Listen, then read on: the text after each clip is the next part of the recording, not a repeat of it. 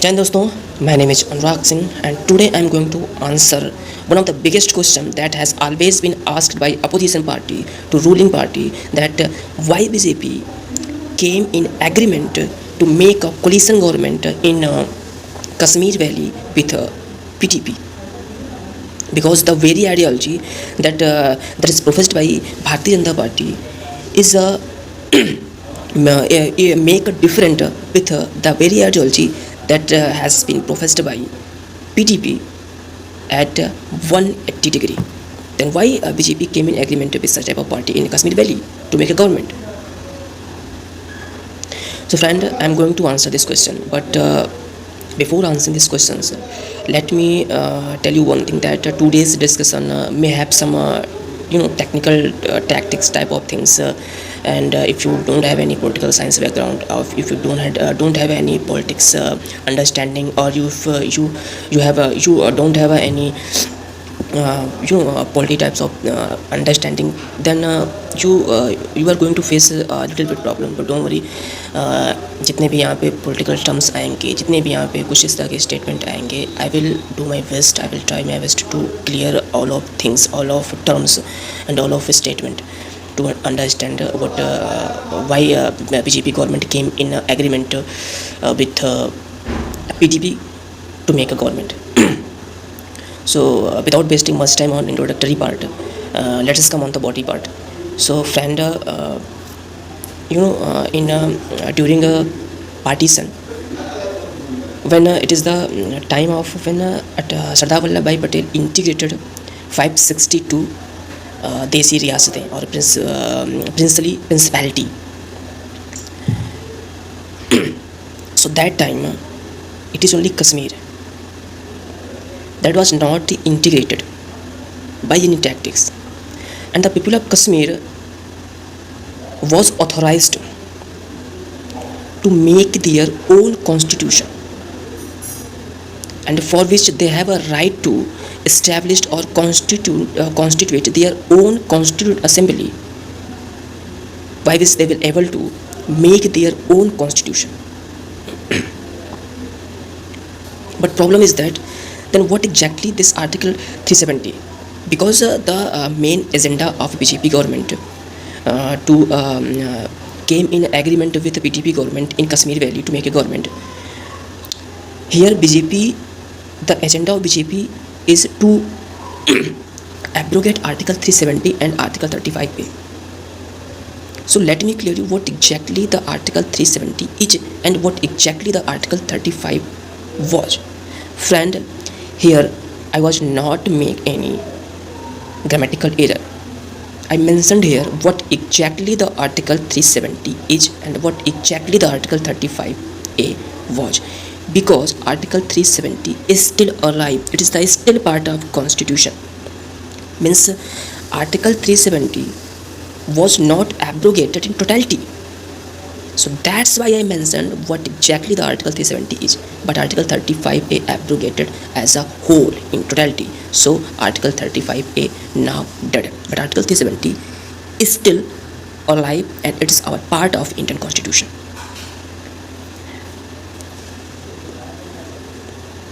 Now friend, let me make you clear what exactly the article 370 is. As you know that the people of Kashmir has a right to make their own constitution, but for which they constitute their own constituent assembly for making a constitution of a Jammu and Kashmir, which applied only to Jammu and Kashmir Valley. But you know, making a constitution is not a cup of tea. It is not a things that can be achieved 1 or 2 days. It took us some times. So till the date, the Constituent Assembly of Jammu and Kashmir have made their own constitution. What is the relation between state of Jammu and Kashmir with Union of India? Let us have a article number 370 as a temporary in nature. Means it is the article number 370 which tells what is the relation between state of Kashmir and the Union of India. Then what provision article 370 has? The most important provision that Article 370 has, it is that it is only two article of Indian Constitution. One is Article number 1, that is India, that is Bharat, shall be the union of a state, and Article 370 itself. Only these two articles, not other else, can be applied to Jammu and Kashmir. Means not any other article can be applied to Jammu and Kashmir. So this is the article number 370, and the second most important provision of Article 370 is that there are 12 schedule in Indian Constitution, and here is also a schedule number 7 where a lot of subject was divided in three types of list. The first is a union list, and the second one is a state list, and the third one is a concurrent list. And in a union list, that subject was mentioned, I think it's 97 in number. It is only central government that has a power to enact laws on that particular list, and state list, it is the state government that have a power to make laws, and in concurrent list both government have a power. So don't get involved in this politics type of things, because my agenda of this video is that to make you clear about why BJP government came in agreement to make a coalition government in Kashmir Valley with BJP.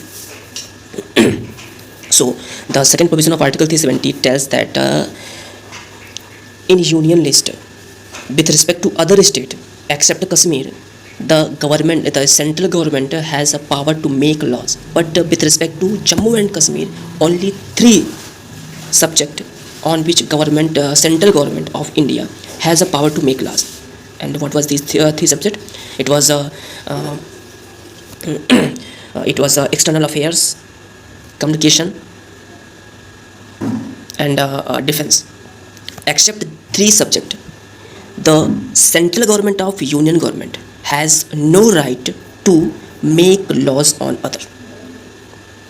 But now question is being raised on your mind. So what about other articles except Article number 1 and Article number 370? In order to extend to Kashmir Valley, what is the procedure? So my dear friend, this is the presidential order. Except Article 1, Article 370, if union government have to apply any other articles to Kashmir Valley, then the process of applied to this is the presidential order. Means Parliament says, Mr. President, please issue a presidential order. But this presidential order have came in power after got concurrence by government of Jammu and Kashmir. Means Jammu and Kashmir जब तक उसको authorise नहीं करता है, वो presidential order just like a dead letter, वो Jammu and Kashmir में apply नहीं होगा. And when article number 370 itself, अगर इसको आपको एब्रोगेट करना है, then presidential order must have got concurrence by a constituent assembly of Jammu and Kashmir. Now, what was agenda of BJP government? The agenda of BJP government was to abrogate Article 370 and 35A. What was the procedure of that? Procedure is that first president, it is the president who issued the order, who will issue the presidential order, and after that it is the Constituent Assembly of Jammu and Kashmir which verify or which authorize this presidential order to come in the picture, to come in the power. But since 2015, after 2015, there was no legislative assembly in Jammu and Kashmir, because there was no party in Jammu and Kashmir that have a sole majority to make a government. Then here BJP came in the agreement to make a coalition government with BJP, and after that, since power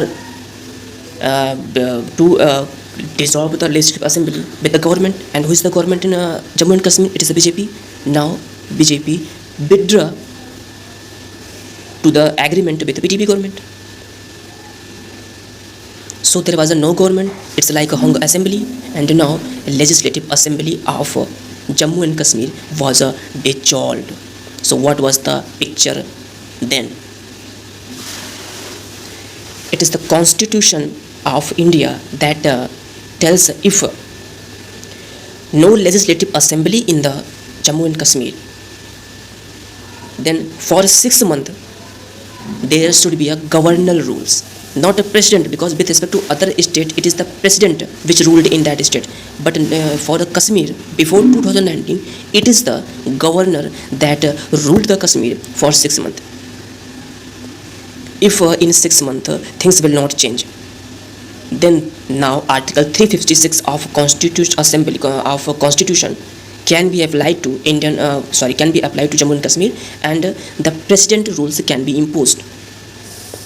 So now president rule have imposed on the Jammu and Kashmir, and when president rules has been imposed in Kashmir, since Kashmir has no legislative assembly, then during president rule, if there is a no legislative assembly in any state, then who is the assembly? It is the Parliament of India.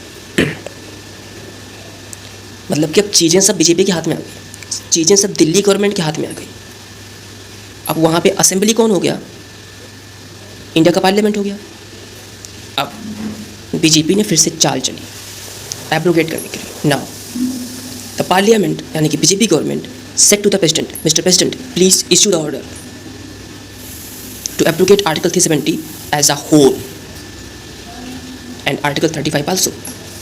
President said, yeah,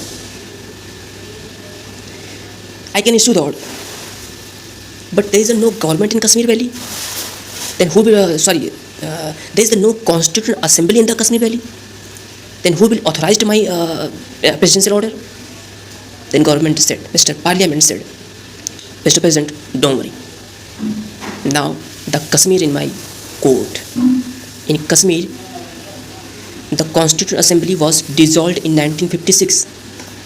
So who is the Constituent Assembly of Kashmir Valley asked by President to the Parliament? Then Parliament said, Mr. President, don't worry. I have a right to interpret the Constitution under the Article number 367.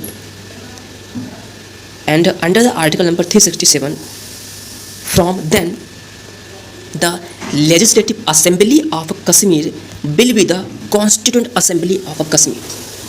And Mr. Dear President, you know who is the Legislative Assembly of Jammu and Kashmir? It is the Parliament of India. And the Parliament मेरी मुट्ठी में है. So Mr. Dear President, आप presidential order issue करो, उसको भेजो कश्मीर, वो कश्मीर से घूम के मेरे पास फिर से आएगा और मैं उसको यहाँ से ऑथराइज कर दूंगा और आर्टिकल नंबर 370 ख़त्म हो जाएगा.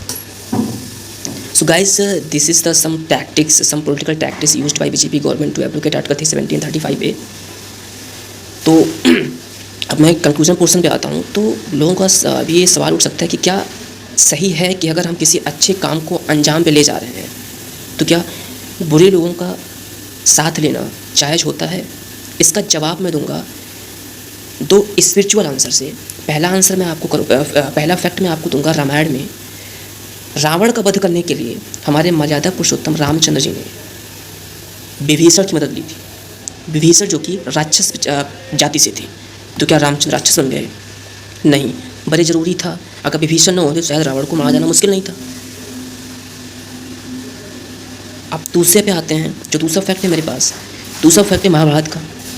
महाभारत में पांडवों ने भीम और हिडिंबा से जन्मे पुत्र घटोत्कच जो कि राक्षस प्रजाति से थे, उनकी मदद ली थी. और वो पांडव जिसको लड़ कर रहे थे श्री कृष्ण जो कि खुद विष्णु के अवतार थे, तो उन्होंने भी तो राक्षस की मदद ली. तो इसका क्या मतलब हुआ कि क्या श्री कृष्ण राक्षस हो गए? नहीं. और तो ज़रूरी था. ज़रूरी किस लिए था? ज़रूरी इसलिए था कि अगर वहाँ पे कर्ण का ब्रह्मास्त्र घटोत्कच को मारने पे इस्तेमाल न किया जाता तो कर्ण उसका इस्तेमाल करते अर्जुन को मारने में, और शायद आज हिंदुस्तान का भविष्य कुछ और होता. तो गाइस, अगर मैं कुछ सेंटेंस में अपनी बातों को कंक्लूड करूं, तो अगर आप किसी अच्छे काम को अंजाम तक पहुंचाना चाहते हैं जिसमें समाज का हित है, तो आप किसी बुरे इंसान की मदद लेते हो, तो मुझे नहीं लगता कि इसमें कोई समस्या है. अगर आपको उसमें कुछ समस्या लगती है या फिर आपके इसमें क्या विचार हैं, आप कमेंट सेक्शन में ज़रूर कमेंट करिएगा। जय हिंद दोस्तों, बाय बाय।